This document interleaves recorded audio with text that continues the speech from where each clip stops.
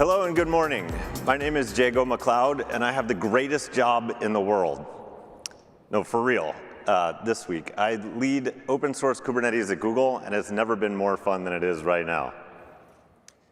So last year, I gave an update at this same conference, and I talked about how Kubernetes was following a typical adoption curve until a couple of years ago, and then there was this big plot twist of the AI age.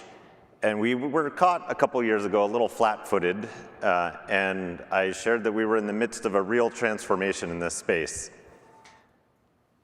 And the adoption curve and the consumption curve outstrips the adoption curve. So we identified these three core stories that we rallied around at Google and invested a ton in the open source community, especially in Kubernetes. Reliability, the relationship with hardware, and moving from container orchestration to framework orchestration. I'm going to give a quick update and then a little bit about what's ahead. On the reliability side, I am so happy to announce that Kubernetes rollback is finally actually here. This has taken literally a decade of effort.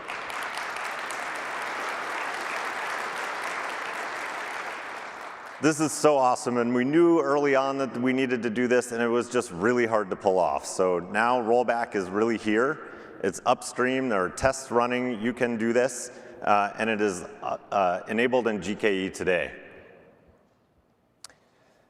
Using this and some other things, we've been able to achieve almost 4 nines of reliability in our upgrade success rate across all of control planes and nodes. And 97% of our fleet is on the most recent 3 versions.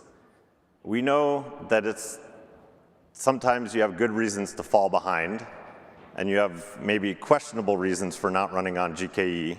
So I'm also really happy to announce that the same primitives that we did for rollbacks enable skip version upgrades. Imagine just 1 upgrade once a year safely.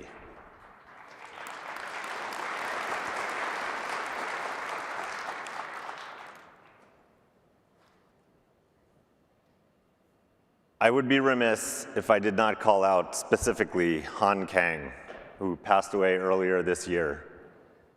The relationships we make in this community are not superficial. When you join this community, you really do join a family, and this one really hurts. But this is a lasting legacy, and I had to call him out. Thank you, Han.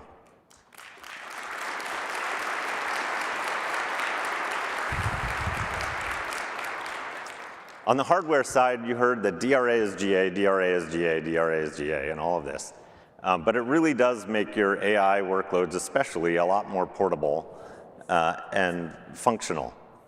And this same approach is extending to CPUs and networking and all kinds of new and interesting areas.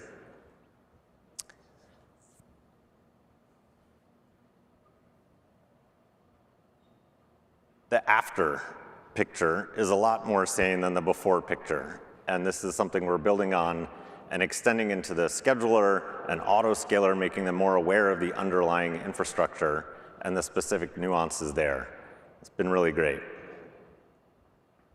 There'll be a lot more lower level controls, but then building into the higher level controllers so that you, the end user, don't have to be a super expert on the underlying hardware. There's a lot of complexity there, but it's a complex space, and so we're working really hard to find the right balance. The framework orchestration side I'm particularly happy about. We've been working really hard with the Slurm and Ray communities to make those frameworks work better on Kubernetes so that you get a consistent operational experience across the frameworks that you have to use.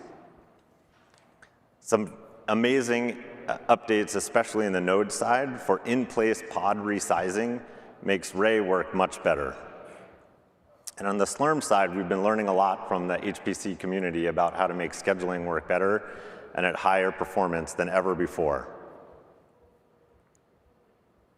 So we've done pretty well on those 3, and I'm really happy to give that update. But of course, it's just accelerating innovation. One thing I want to call out is this slide from 2018. I think Tim maybe made this diagram in 2016. And so this isn't a new thing or a bolt-on idea. This is a core part of Kubernetes. And what we'll see very soon, or starting to see already, is the shift from automation to autonomy within Kubernetes and on top of Kubernetes. And this is really just the logical extension of this declarative API and decoupled controllers getting smarter. But at Google, we really believe in safety and security, and so I'm happy to announce there's a new resource type in Kubernetes under SIG apps called Agent Sandbox. And this is a really critical part of the agent infrastructure and allows you to make things safely. And we think this will really improve adoption